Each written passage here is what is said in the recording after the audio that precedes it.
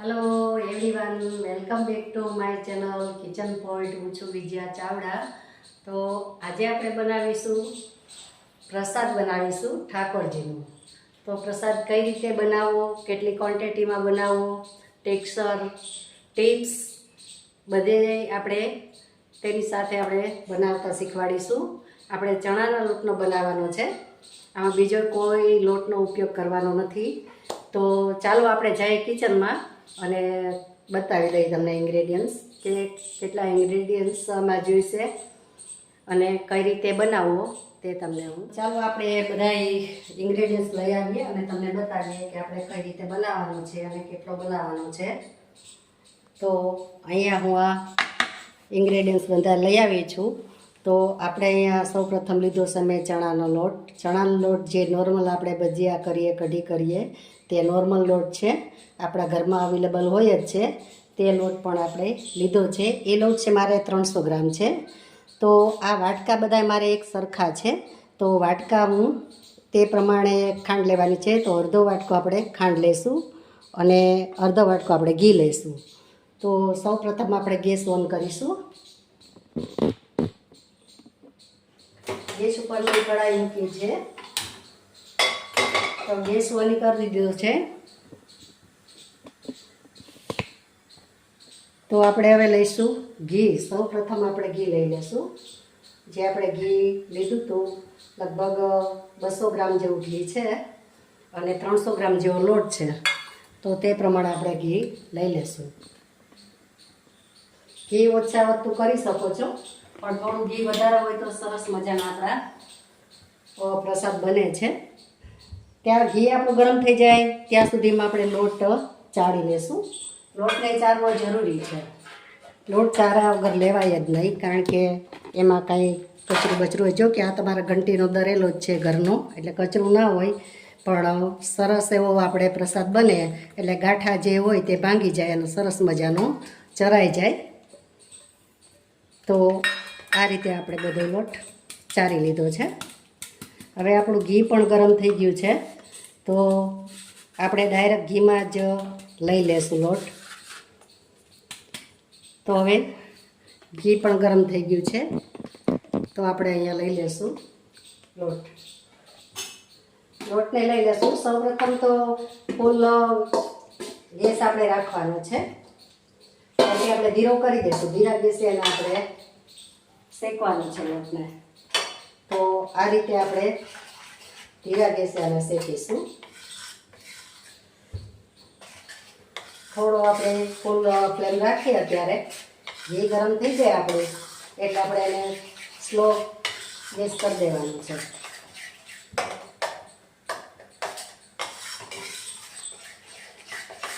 તો આપણે ધીરે ગેસે શેકાય ત્યાં સુધીમાં આપણે બીજી આગળની પ્રોસેસ કરીશું। તો આપણો લોટ છે એ ધીરે ગેસે એકદમ સ્લો ગેસ મેં કરી દીધો છે, તો એકદમ સ્લો ગેસે જ આપણે આને શેકવાનું છે। ચણાનો લોટ છે એટલે કલર સરસ આવે અને કાચો ન રહે તે ખાસ ધ્યાન રાખવાનું છે।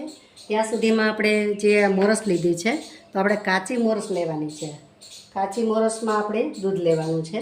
તો અહીંયા મેં મિલ્ક લીધું છે, તો જેટલી આપણે ખાંડ છે એ ડૂબે એટલી જ આપણે દૂધ લેવાનું છે। તો તમે જોઈ શકો છો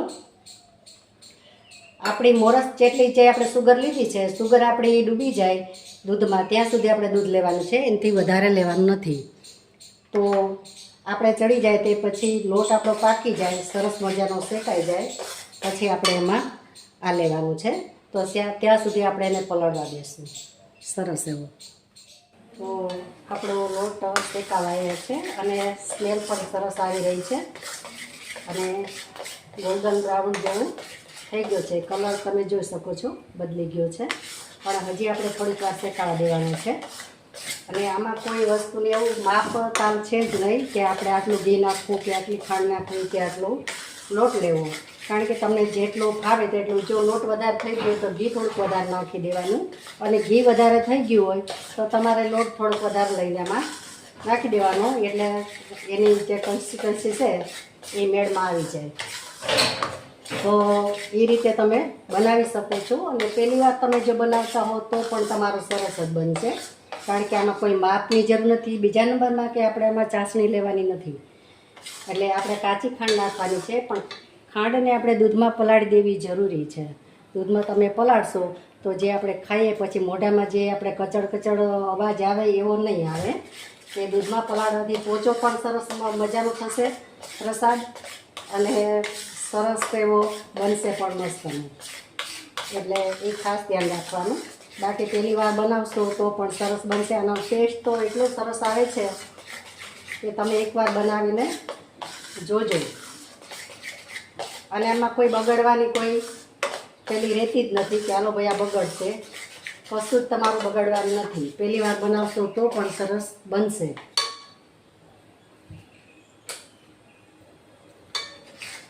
તો આપણે સ્લો ગેસ છે, સેજ આપણે વધારીશું.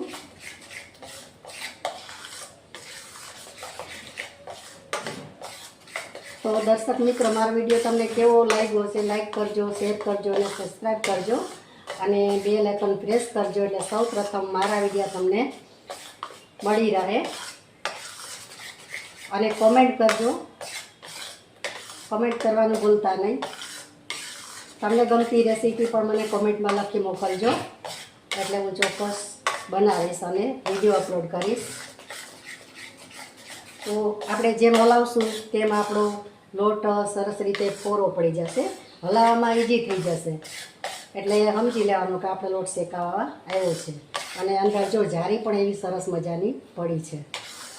તો આ રીતે હજી આને 1-2 સેકન્ડ આપણે શેકીશું. તો આપણો લોટ સરસ રીતે શેકાઈ ગયો છે. આપણે ગેસને એકદમ મીડિયમ કરી દેશે. તો તમે જોઈ શકો છો આમાં જારી પણ સરસ મજાની પડી ગઈ છે. તો આપણો લોટ સરસ રીતે શેકાઈ ગયો છે. તો હવે અહીંયા આપણે લઈશું દૂધને, જે ખાંડ પલાળેલી છે દૂધમાં તે આપણે લઈ લઈશું. તો આને ધીરે ધીરે હલાવી અને પછી આપણે ખાંડ લઈ લઈશું કે ખાંડ નીચે ન બેસી જાય અને દૂધની સાથે આપણે મિક્સ થઈ જાય. તો આ રીતે આપણે બધી ખાંડ લઈ લઈશું. તો આમાં જે લીધા પછી આપણે ધીરો ગેસ જ રાખવાનો છે અને ધીરે ધીરે હલાવવાનું છે. તો આપણી ખાંડ ઓગળી જાય ત્યાં સુધી આપણે હલાવીશું અને મિશ્રણ આપણું કડક થઈ જશે.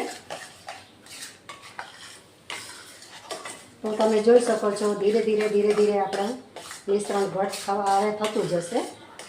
ખાંડ ઓગળશે ત્યાં સુધીમાં આપણું મિશ્રણ સરસ ઘટ પણ થઈ જશે અને પ્રસાદ પણ એવો ટેસ્ટ આનો આવે છે કે 100% હું તમને કહું છું કે બનાવજો, બહુ સરસ બને છે. પેંડા ખાતા હોય એવો આપણે આનો ટેસ્ટ આવે છે. તો ચોક્કસથી તમે બનાવજો. હવે સેજ આપણે ગેસને વધારીશું.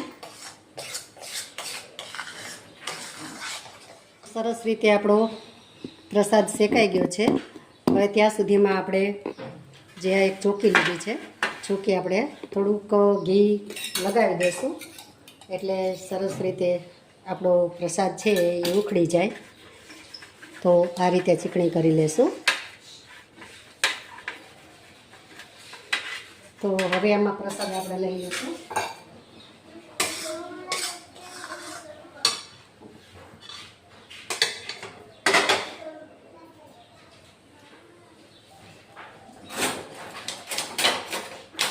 તો અહીંયા આપણે પ્રસાદ બધો લઈ લેશું અને ચોકીમાં ઢારી દેશું. તો તમે જોઈ શકો છો સરસ રીતે આપણી જારી પણ એવી સરસ પડી છે અને આ રીતે આપણે એને ઢારી દેવાનું છે. અને પાતળી આપણે તમને જે ફાવે તે પ્રમાણે આપણે એમાં ચગતા પાડવાના છે.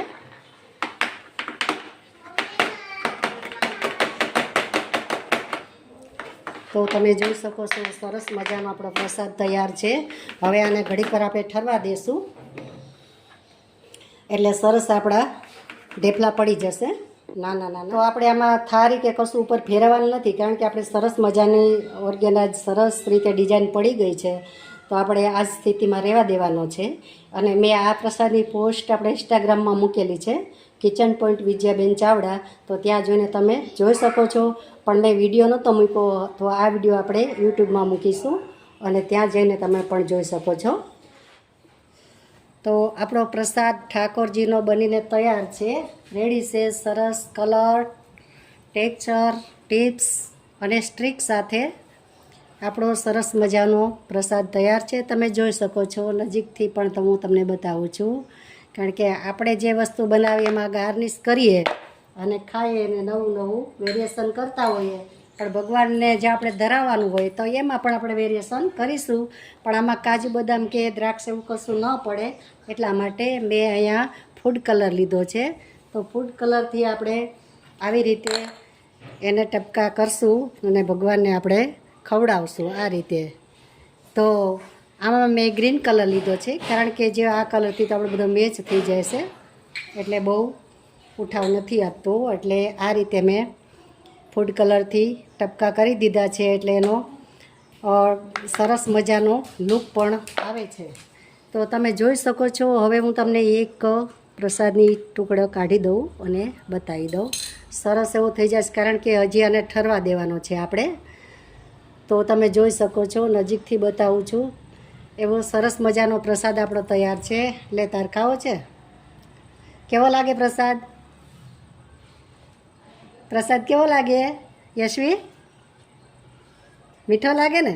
ભગવાનનો પ્રસાદ તો હંમેશા મીઠો જ લાગે, અને પ્રેમથી બનાવીએ પૂરા ભાવથી, એટલે ભગવાન સ્વીકારી જ લે છે. તો આ રીતે તમે બનાવજો, આ મેથડથી બનાવજો. આમાં કોઈ આપણે માપની જરૂર નથી, એટલે તમારે જેટલો બનાવવો એટલો બની શકે છે. તો એ વાતનું ખાસ ધ્યાન રાખજો. તમારું કોઈ પણ આમાં વસ્તુ ફેલ નહીં જાય, સરસ રીતે બની જ જશે, એ મારી ગેરંટી છે. તો મળીશું આપણે નવા વિડીયોમાં નવી રેસીપી સાથે. ત્યાં સુધી આવજો. Thank you for watching. અને નવા વિડીયો મારા જોતા રહેજો અને કોમેન્ટ કરતા રહેજો. તો મળીશું આપણે નવા વિડીયોમાં. ત્યાં સુધી થેન્ક યુ. તો મારા વિડીયોને લાઇક કરો, શેર કરો અને સબસ્ક્રાઈબ કરો, અને નવા વિડીયો જોવા માટે બેલ આઇકોન પ્રેસ કરો, અને સૌ પ્રથમ મારા વિડીયો તમને મળે. તો આવજો. Thank you for watching.